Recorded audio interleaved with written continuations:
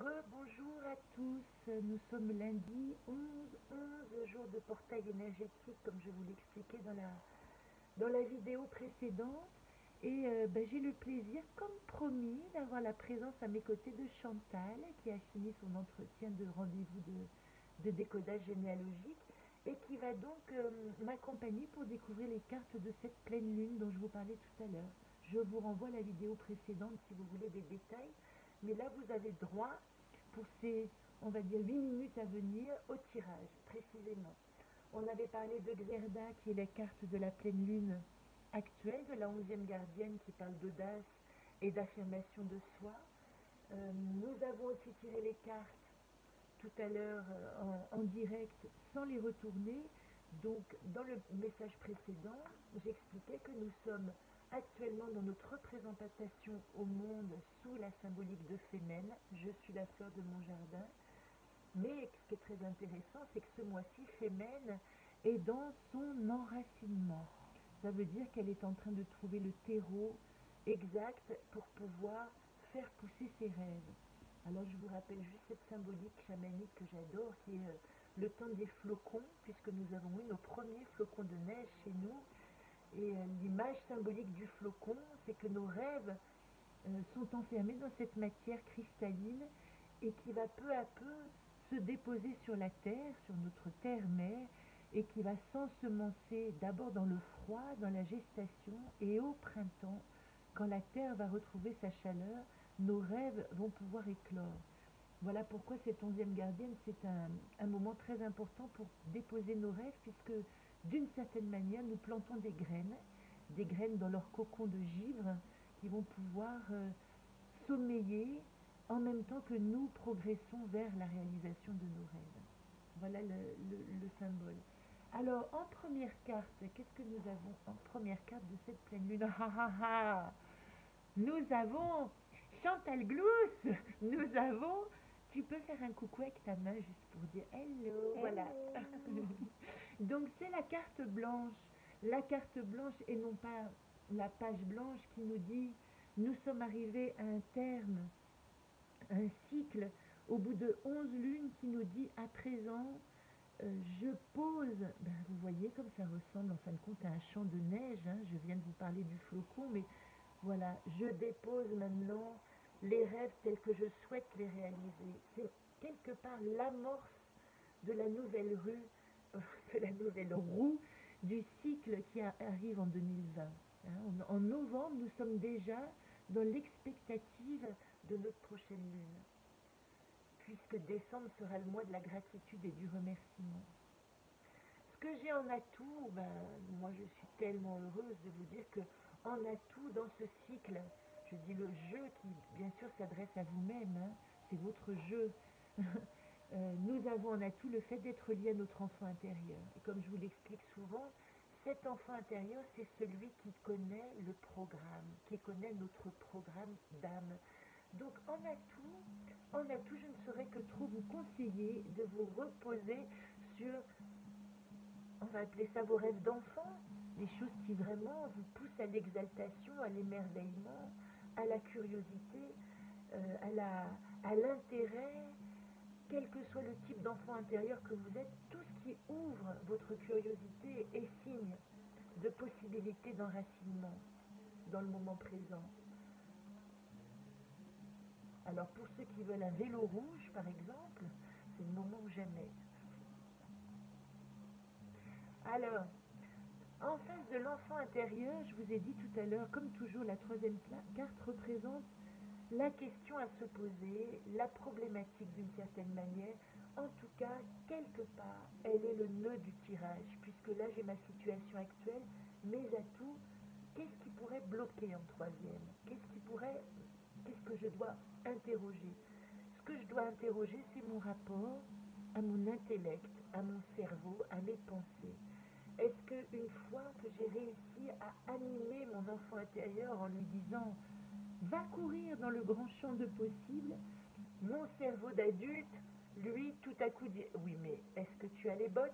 Est-ce que tu as mis ton écharpe? Est-ce que tu as des moufles ?» etc. Il nous est demandé ici de faire défi d'une certaine manière du raisonnable ou du rationnel. On est dans une lune du taureau qui est la lune d'abondance et de gratitude et on a beaucoup réfléchi jusqu'à présent. Aujourd'hui, il s'agit simplement d'accueillir une espèce d'énergie d'opulence face aux questions du scorpion, du soleil en scorpion et de dire je reçois tout ce que le monde me propose sans trop réfléchir au pourquoi comment. Alors là, vous savez que quand je tire cette carte, que ce soit en rendez-vous privé ou en rendez-vous public, je demande à chacun de dire un chiffre. Tiens, Chantal, peux-tu dire un chiffre? 5. Cette solution qui nous est proposée et qui arrive ici, en 4e position, elle nous dit « J'ai carte blanche pour explorer mon champ de possibles ». Et comme un champ de possibles est par nature illimité, moi je vous demande simplement de vous resituer pour ne pas vous perdre dans la brume et de dire je vais simplement parler de, pour Chantal, 5 de mes possibles.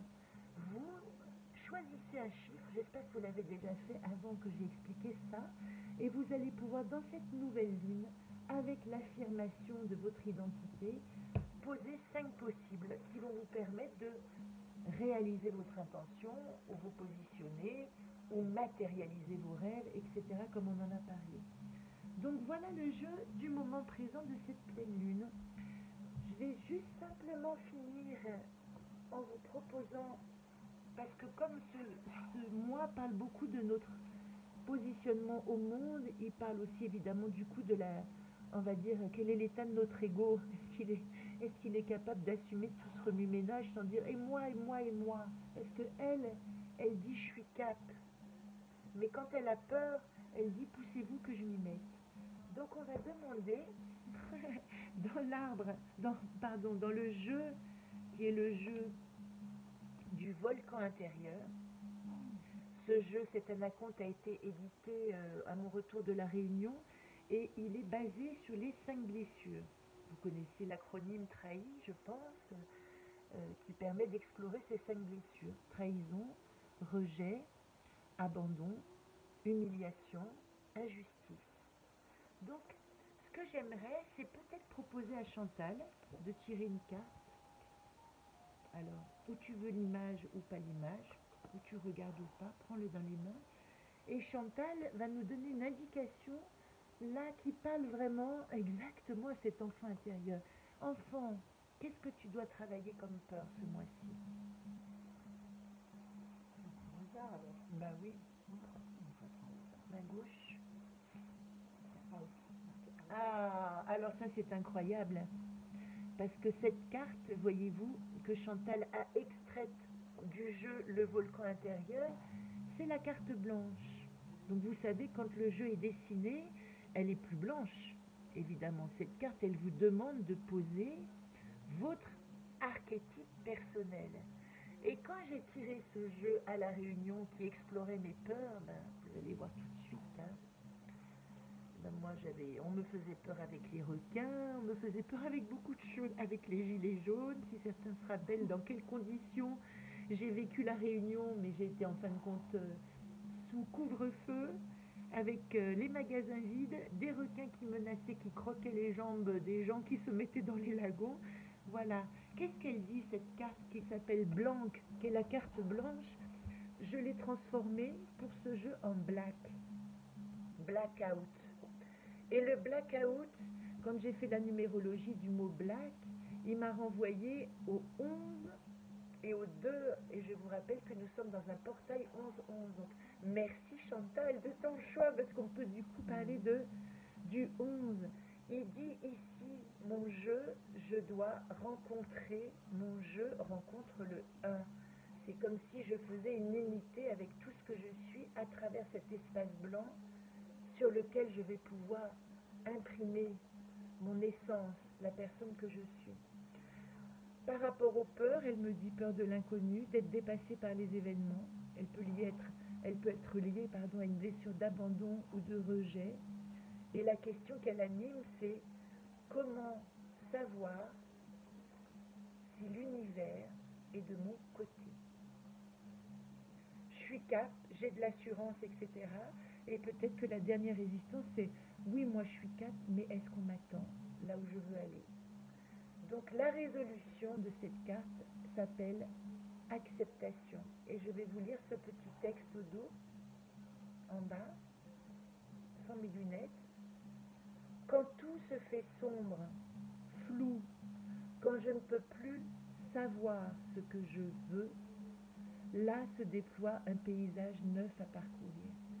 Donc vous imaginez, au terme de tout ce travail de cette année que vous avez fait dans le cheminement de votre monde essentiel, ce qui vous est demandé, c'est tout à coup de vous extraire du connu pour plonger en toute confiance dans l'inconnu d'un prochain cycle qui s'annonce.